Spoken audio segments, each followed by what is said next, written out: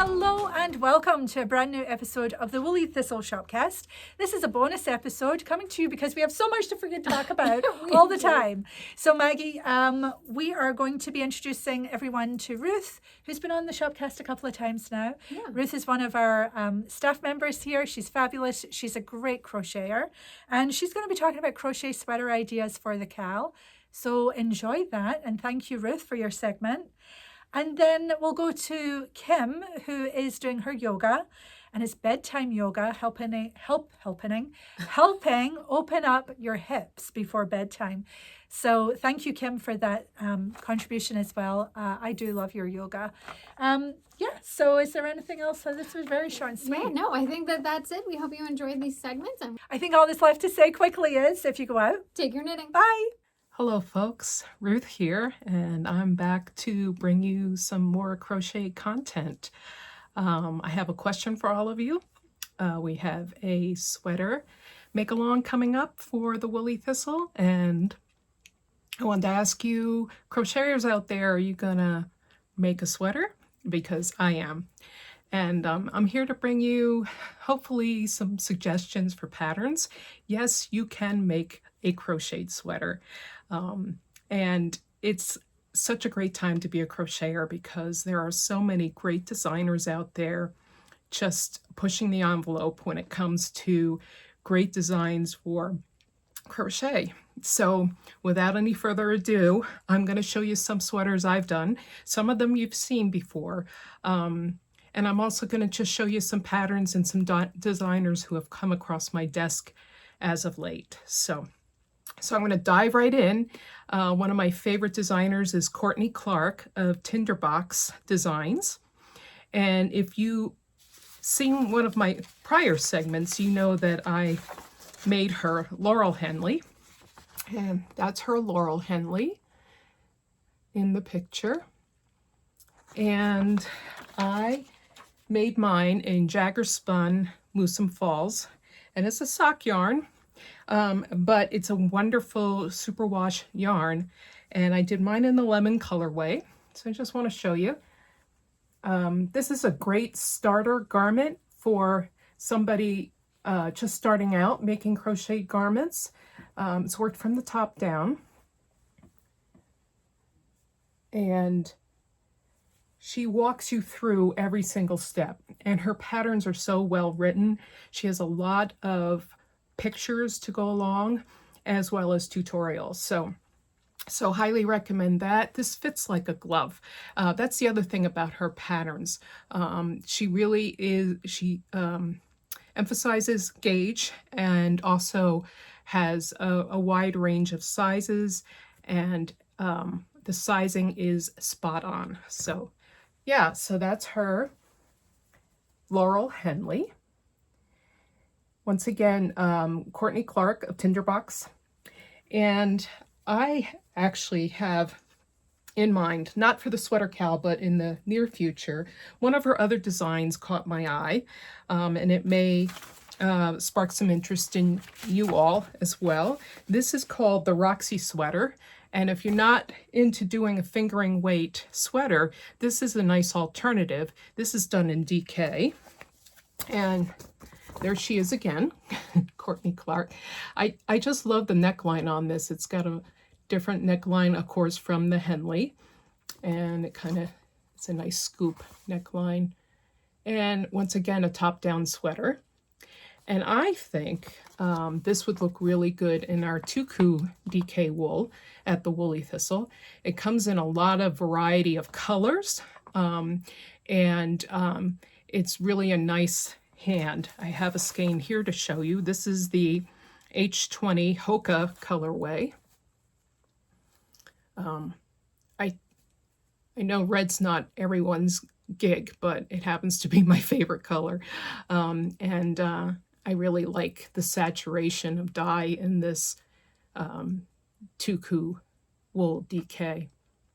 So yeah, so that's an idea for a DK sweater. And that is the Roxy sweater from Courtney Clark of Tinderbox. I came across her about a year ago now, and I've just enjoyed her pattern. She has plenty more patterns on Ravelry. You should go over and check her out. My next favorite designer is Linda Skuja, and she just had a book come out, which I'm so excited about. It's been out for a couple months now. But the first sweater I made from Linda Skuja is called the Goldenrod sweater. And I just want to show you a picture of it real quickly here. This is that in full length there. And then this is kind of a close-up of the texture on the yoke. Once again, a top-down sweater, so you can try it on as you go. Unfortunately, the yarn I did mine in is discontinued. However, we have some yarns. This is done in a sport weight. So here's mine, and I think there are a few ends that I have, and a stitch marker, that I have not removed yet or worked in. But as you can see, kind of the same kind of colorway that she used, but this is kind of a blend of different things. I know it has a little bit of linen in it. However, I think that the Ullcentrum, actually no, Retrosaria Vovó would look really nice in this. Ullcentrum as well. They're both 2-ply. So let me just show you those real quick. This is the Vovó. And this is a colorway, color number 24. And then this is the Ullcentrum. And this is 5123. Yeah, they're both equally apt, you know, for this particular sweater. But I just think it's beautiful construction. Once again, Linda Skuja writes a really nice pattern. So yeah, that's a little bit of texture going on there. And then I wanted to show you her book. This is Crochet Sweaters with a Texture Twist. So as you can see, she very much is into texture in sweaters. However, if you're not into that all over texture type design, she does have one in here that is just a texture on the bottom. And this one's called the Ina Shadow Sweater, and it is top down, so you don't get really to the texture until the bottom of the garment. So you get really nice and warmed up prior to attempting the texture. There's a more close-up of the texture in the front of the sweater. Yeah, and once again, either Retrosaria Vovó or the Ullcentrum 2-ply would work well in this particular design. Yeah, so that's my next favorite designer there. And then I shared a cardigan back a couple episodes ago by Lilla Bjorn, and it was called the Airy Fairy cardigan. I just want to show you her picture here for the Airy Fairy cardigan. And I made mine in the Saona by WoolDreamers. It is a fingering weight yarn, and it's 50 cotton, 50 wool, and very nice wool yarn blend to work with. And we have a handful of colors. I did mine in the Notes colorway, and I'll just show you real quick. I've shown this before. It's a nice lacy cardigan, as you can see. And I elected to not do buttonholes. I had them on there, but I felt like this type of design was better just as an open cardigan. And maybe, you know, just a crossover, you know, you can cross it over in front and put a shawl pin in. But yeah, another top down.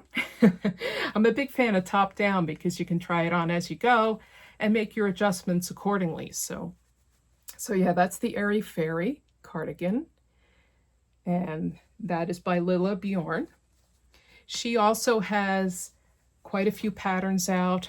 She does a lot of embossed crochet. And I just wanted to share another one if you're also into kind of a raglan shape. This is her Lola cardigan. So there's the picture of that. So this has not only color work to it, it also has the texture worked into the color as well. So you get two for the price of one. More bang for your buck. So I think this is kind of a more intermediate pattern. It is done in fingering weight, and I probably would do mine in JNS, just simply because there's so many different colors you can choose from with JNS. And, then you can just, like the sky's the limit. You can choose your base color first and then go from there. So yeah, that's the Lola cardigan by Lilla Bjorn.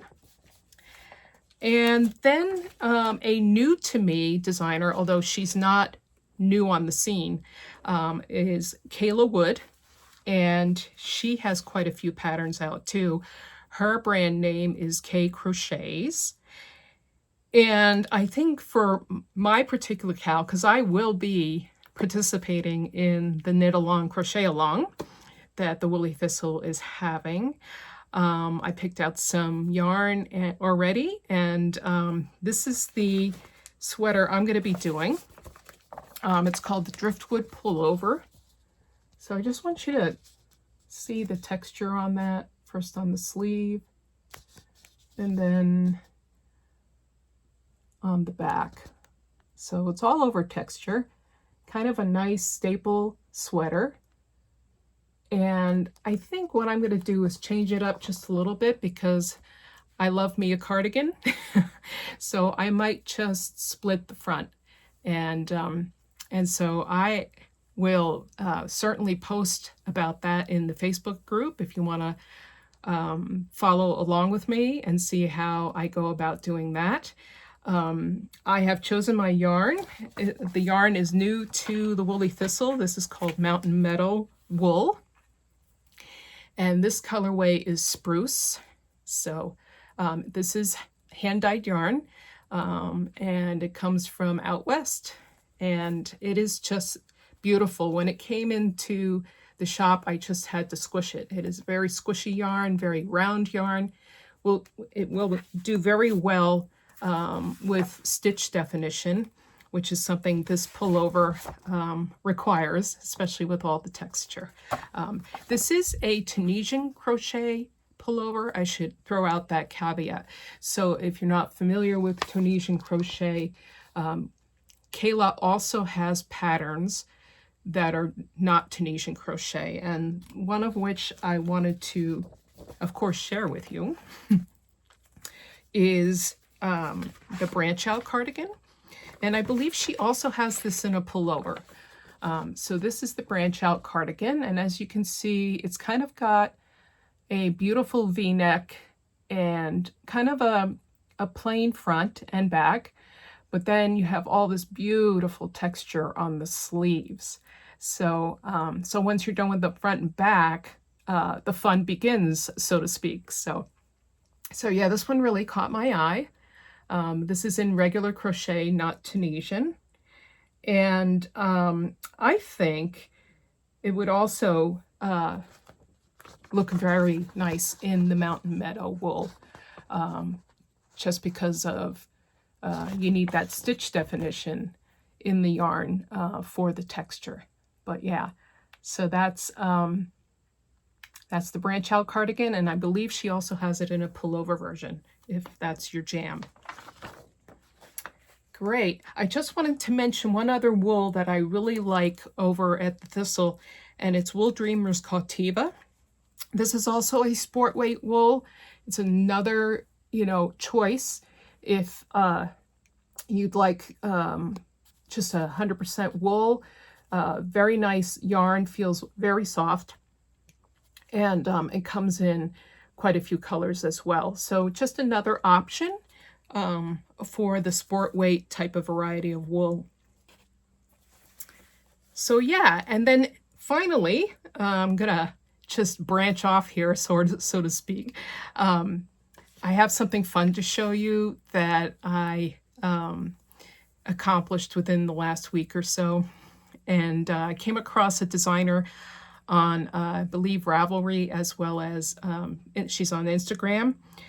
It is called Scandi Style Dolls, and her name is Nadia Nuklina. And I decided that the knitters can't have all the fun.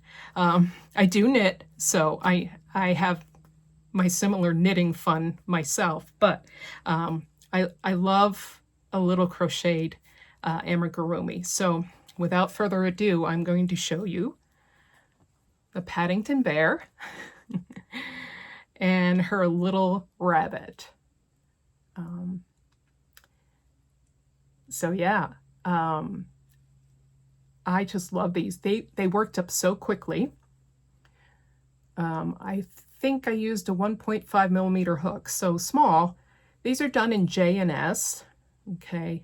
And Paddington, the colors for Paddington are 32, that's the brown. 93 is the hat, the red. And then FC 37 mix is his little jacket. And then I just had some little contrasting yellow kicking around. I believe this takes less than a yard to make his little toggle fastenings there. So yeah, he's adorable. Also, there's just a little bit of white that I had kicking around in my scrap box for his muzzle. Both of these have some embroidery on the face, and of course these are the safety eyes, which is kind of a misnomer because you really shouldn't use them if you're going to give this to a child. I'm not giving these away to a child, so I use the safety eyes. And the bunny is in JNS 202. That's this kind of beigey color. 73, which is the orange of the shirt, and then FC 12 mix for the coveralls. So, and then I just kind of added a little button. The pattern doesn't give you instructions to make the tail, but I thought that the bunny needed a tail. So this is just a little pom-pom that I worked up. Yeah, so very cute. I thought they were cute. I thought I'd share them with you if you'd like to go and make a couple of little ones here. Great pattern, walks you right through everything. She also has video support for her patterns. So yeah, I think that's going to do it for me today. Happy crocheting. I hope I see some of you in the Facebook when we start our make along for the sweater cowl. And until the next time, I will see you and take care.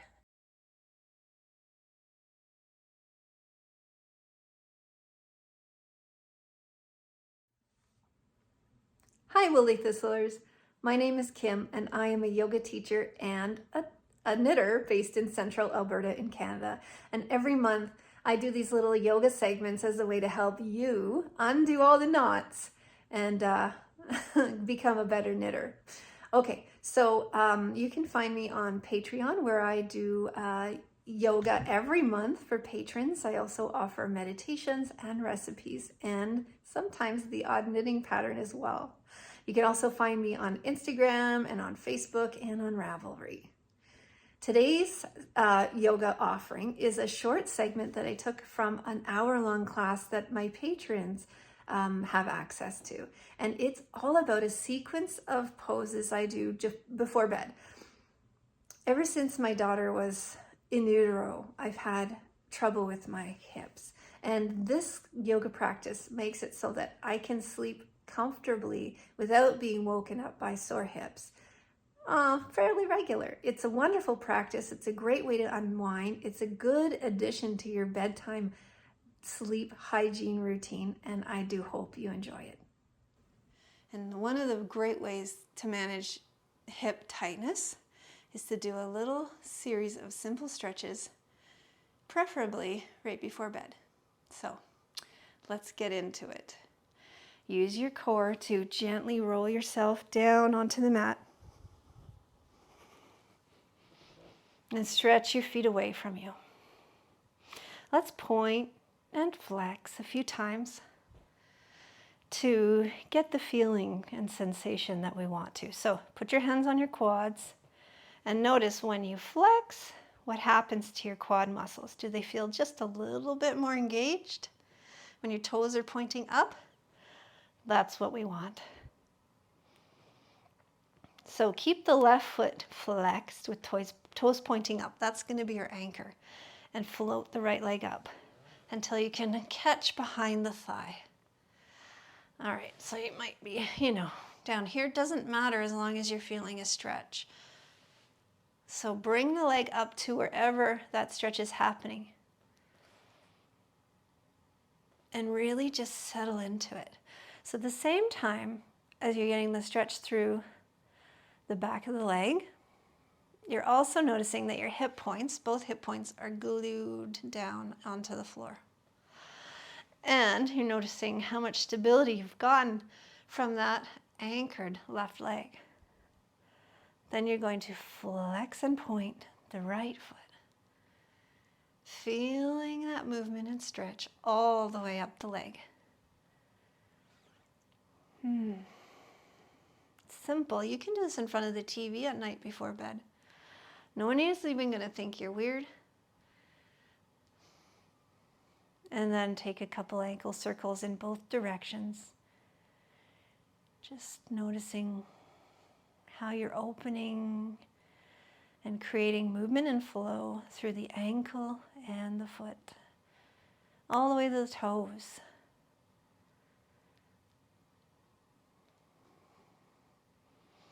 Good. Okay. That anchored leg, your left leg, you're now going to bend the knee and bring it up and take this top leg and fold the foot over your left thigh. Right, so we're in a thread the needle kind of position, and if this is enough for you and you're feeling a stretch, awesome. If you want to go a little deeper, lift that left leg up and draw it towards you. You want to make sure your right foot stays flexed. This is to protect your knee. Your knee likes to go forwards and backwards, and it's really good at it, but it doesn't really like it when you torque it side to side. So keeping the right foot flexed anchors the knee a little bit and keeps it a little safer when we do these stretches, so that the stretch can go where we want it to, which is the outer hip. And then if you want to go deeper, you're going to give yourself a gentle rock side to side. Whoop. And when you get to that tight spot, maybe that's where you want to hang out. Don't forget to breathe. Slow your breath down.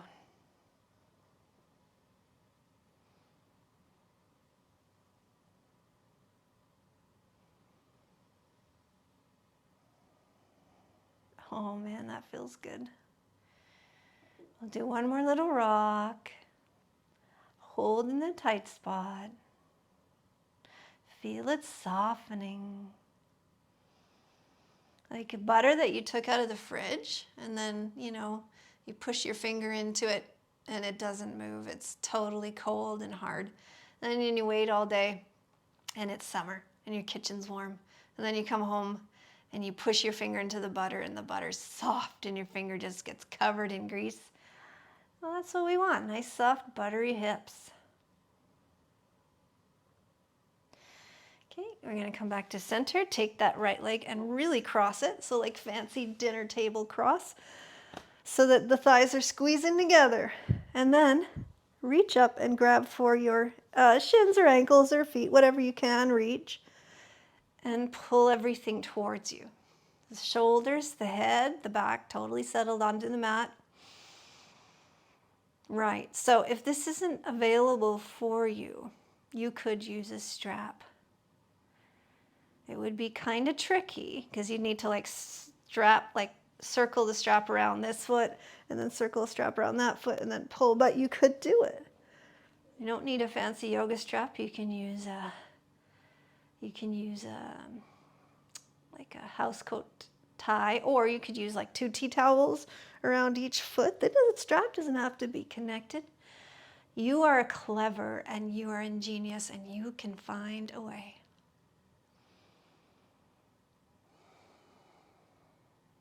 So, one more deep breath here. And release.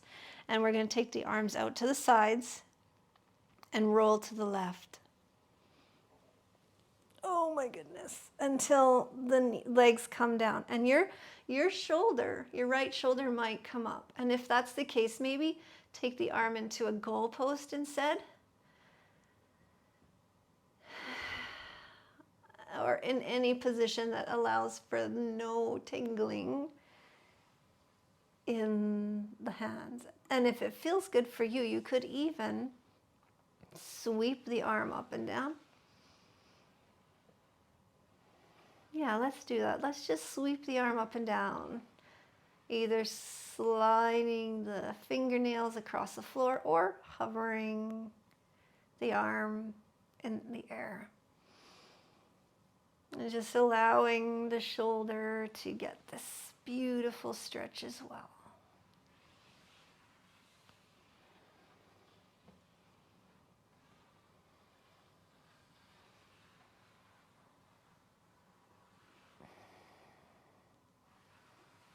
Do one more breath in and out.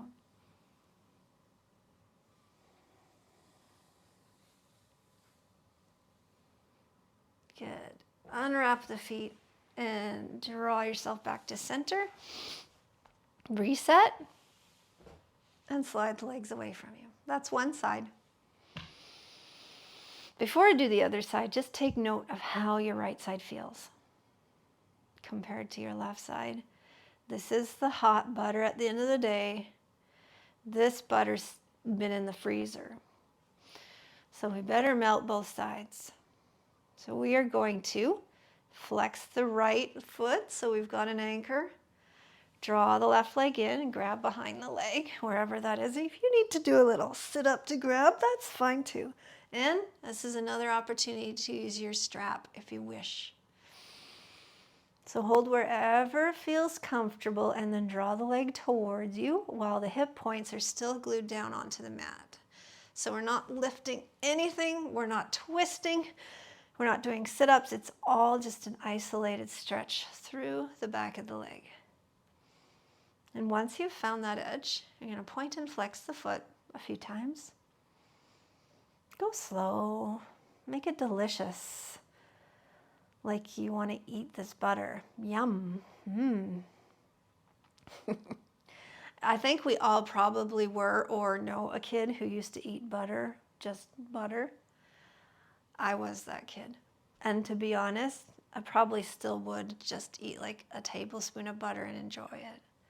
Okay, we're going into circles. But I do try to restrain myself. I'll eat it in things like icing or, well, pretty much anything delicious. So circle in both directions, paying attention to what's going on and how you're opening.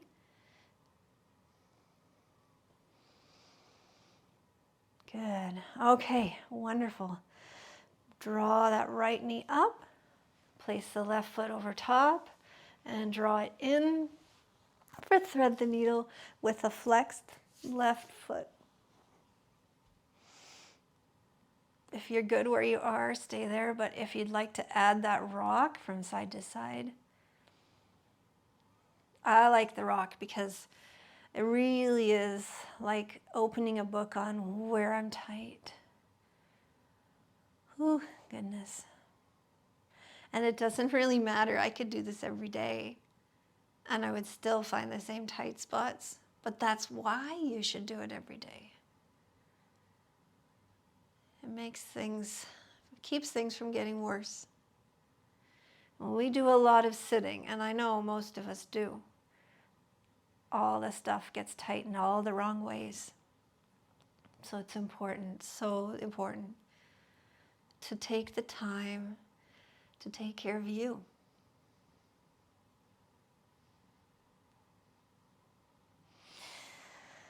All right, fancy dinner sitting, so thighs are squeezed together. Do your little sit-up so you can grab, your thighs, ankles, or feet and draw them in towards you. This is a very pretzel-y pose, but it is good for you. It's actually it's a reclined version of fire log, and if you've ever done the full fire log pose, this is much, much nicer. Much, much nicer. So there is a belief among some that we hold emotions in our body as well. So we don't just have stuck muscles or adhesions or fascia, we have stuck emotions too. And it is believed that anger hangs out in the hips, which is interesting. So another great reason to release the hips and do these stretches. You don't want to hold on to that SHIT. But when you're doing the true fire log pose, you may find you have an irresistible urge to punch something. That's how intense this pose is if you're doing it the other way. So I'm glad we're doing it the nice way today. I don't feel like punching anything. It's good. Okay, release the hands, and we're going to roll the feet all the way to the floor on the right side. And then notice what happens to that left shoulder, probably hovering somewhere. You can either let the arm just be heavy out to the side, you can take a goalpost, or you can be dynamic and slide the fingers on the floor or in the air, up and down to release that shoulder.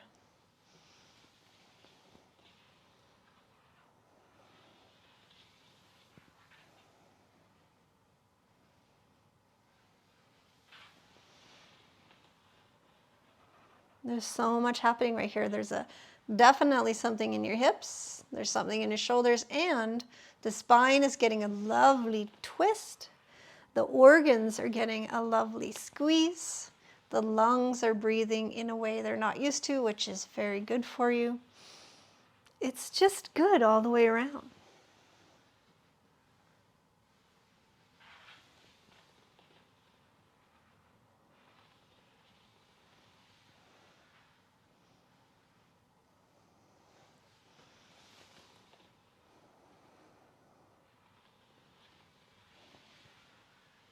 Okay, last one.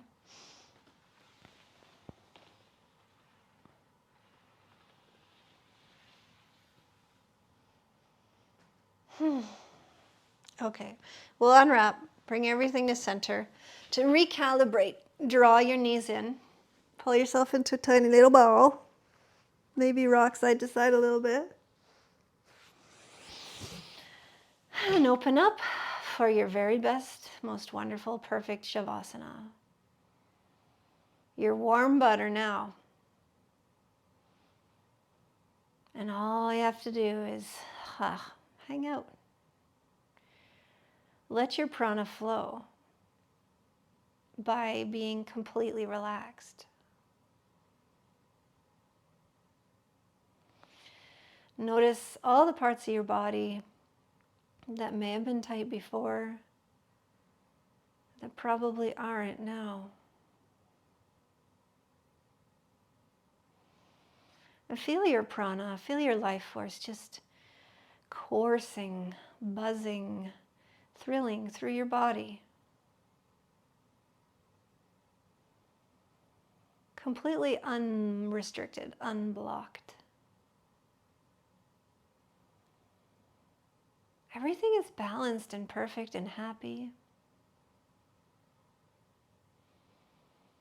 Your body can get down to what's really important now, like digesting, healing,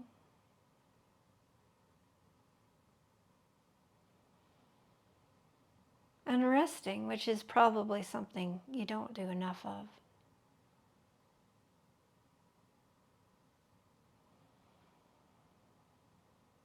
With every exhalation, take it as an opportunity to breathe away any garbage that you don't need. Doesn't serve you. Poof. Exhale. gone.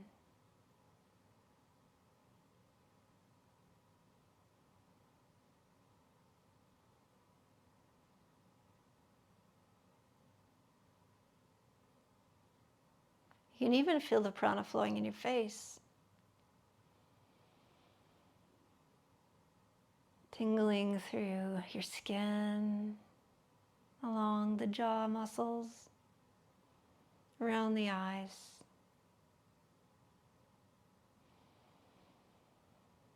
Beauty rest. That's what we're getting right now.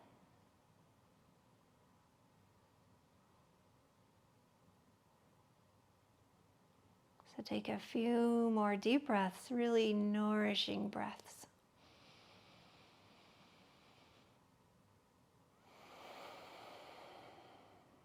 And know that no matter where you're going from here, it's going to be good. Make your way up to standing. Sorry, not standing. Seated. Any way that feels good. You can roll onto your side. Always makes me think of first aid. Push yourself up. Rock and roll, whatever it is. Come on up. Find your happy seat. Notice how much easier it is to sit in a meditation position now. Bring your hands to your heart. And thank your body for working so hard. Thank your mind for letting you concentrate on yoga instead of everything else. And know in your heart, self-care, self-love. It's a good thing. Thanks for practicing with me today. Namaste.